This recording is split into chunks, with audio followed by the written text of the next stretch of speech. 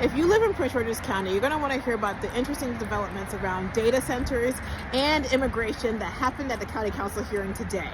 My name is Jenny Bateman. I'm the Maryland reporter for WMU. I was in the County Council hearing today. Hit that follow button. Let's get into this in 90 seconds. There was a group of residents that showed up to the County Council hearing, and they were speaking in favor of bringing data centers to Prince George's County. This is different from the rhetoric that we've heard in the past, where a lot of residents were against it.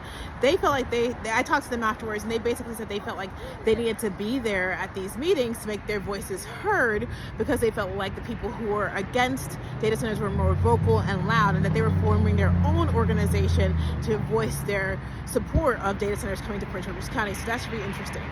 I definitely want to ask more questions since I haven't seen this group of people before, but there were a small group of 4 people, and they said they plan to come to every meeting. This morning, Governor Wes Moore signed a statewide ban on 287G agreements. Those are those deals that let local jails work with ICE. PG County said that's not enough. So today they introduced 6 of their own immigration bills, and some of them go further than anything we've seen in other counties.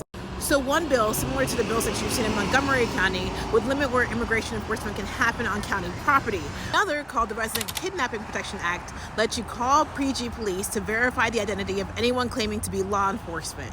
And a third bans law officers from wearing face masks during enforcement.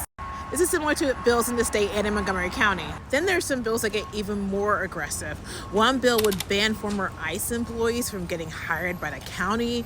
Another asks libraries, schools, and other community colleges to block their property from being used for immigration enforcement.